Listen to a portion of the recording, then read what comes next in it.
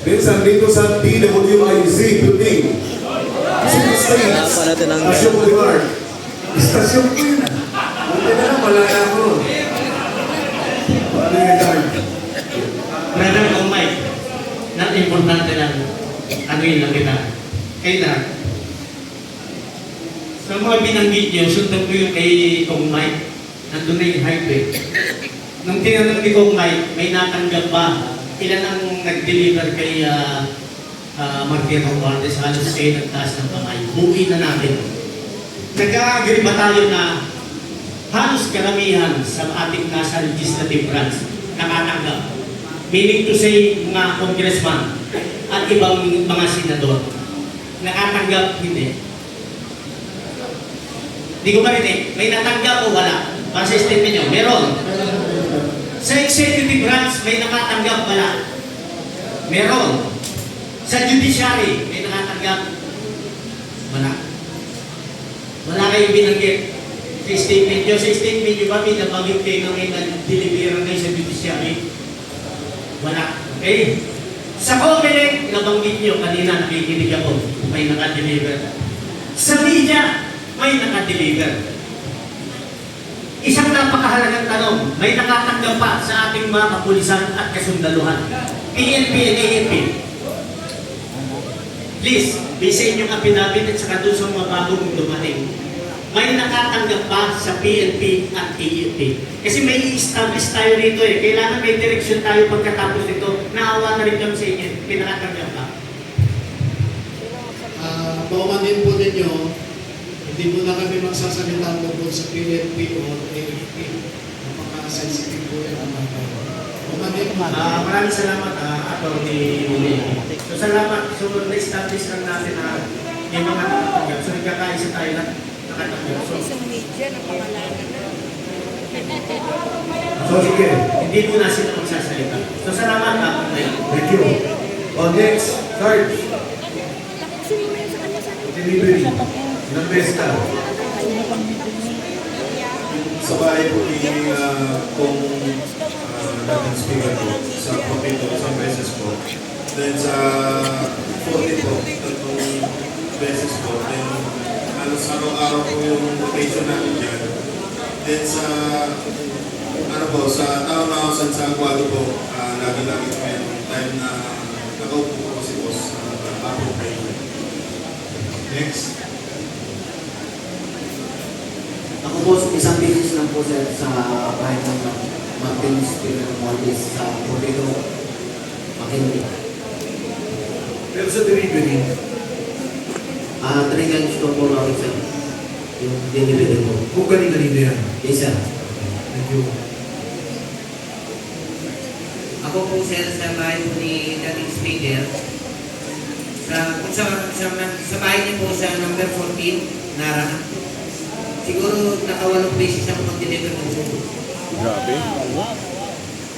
Ako sir sa beses sa may Aguado sa gilid ng Malacanang. Doon saan akong magbuhat ng mga video papasok ng bahay doon sa malaking paligid doon.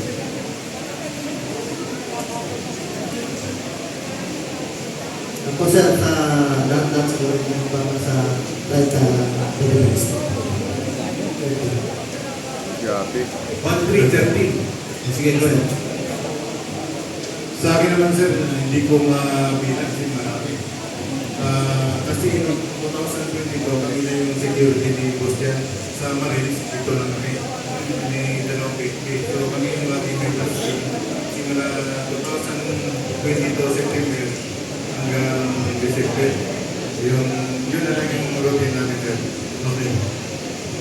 Pero ano yun sir, na gumamit yung security niya, kasama pa rin ako sa delivery at 23, 24, 25 hanggang natapos. So mga twin, nung umpisa, bago siya chairman ng operations, 7 lang kayo. Sa security niya sir na Marines, tapos dalawang PHP. Yan na, so siya, pinakamarami. Ngayon, isang daan na kayo halos, di ba? Nung ano yan sir, 2023 hanggang si Boss, lalo nang umupo siya ng tao. Dahil sa delivery. Security at saka delivery. Meron din Philippine Coast Guard, PNP, SPG, naman sir, tumama na. Pati yung Marines, tumama na rin. Sige, next. Dahil sa aking experience ko kay dating speaker ng Muantes, nakapag-deliver po ako doon ng siguro sa isang taon, kulang pa yung 1.2 billion na delivery ko kay Hindi pa kasama yung individual na delivery namin mga 2 maleta at 3 maleta. Grabe, billion. Sa akin sir, nakapag-deliver po ako doon kay dating speaker Martin Romales sa number 42 Mackill Road, Northport. Ako sir, nakapag-deliver po kami ng 26 na maleta na puro large kay dating speaker Romales. Doon po sa 14 Nara Street, South Forbes. At saka nakapag-deliver din po ako ng 32 paper bags sa Aguado sa harap ng Gilmore ng Malacanang. Bakit 34 paper bags? Ay, sorry sir, 32 paper bag, 32. Kasama ko po si Rene Julian nung nag-deliver po kami. Bakit? 132. Siguro po may meeting sila. Pamimigay dun sa approximately 5 to 10 million po yung kada paper bag. Hindi nyo na nakita. Sino kausap? Deliver na tayo. Deliver lang po kami. Bali, marami na po kami nakitang tao doon. Tapos pinalagay ni John Paul Estrada sa, ano po, sa gilid. Sino nakita nyo doon? Actually, maraming tao hindi ko na nakilala kasi lumabas na po kami nun, sir. Right. Hello, sir.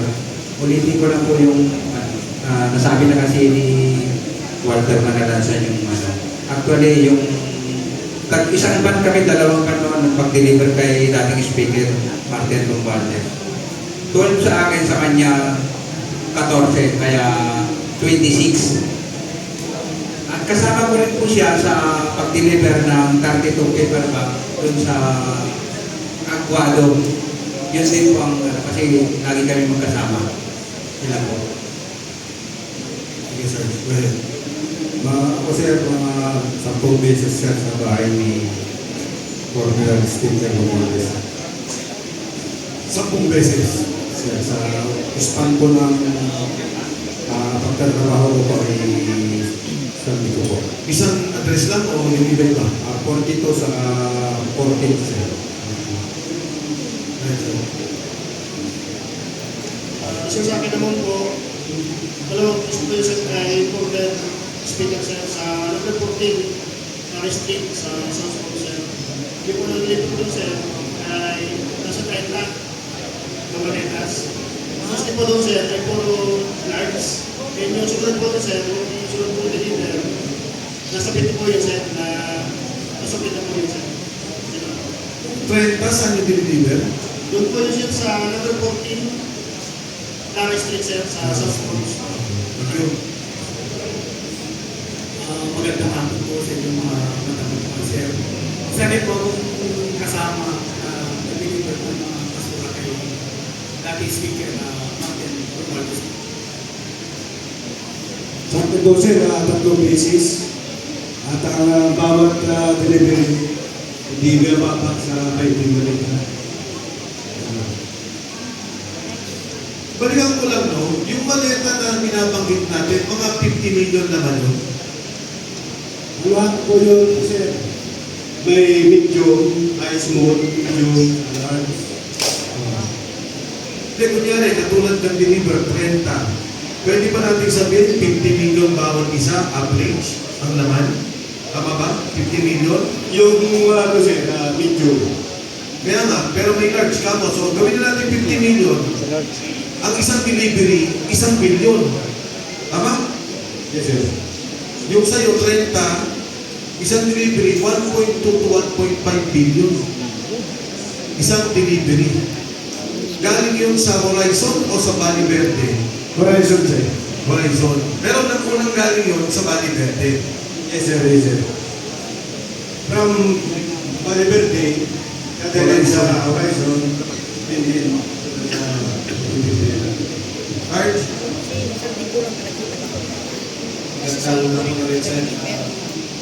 Experience ko lang po ng 6 na taon na trabaho kay Former Congressman Saldico,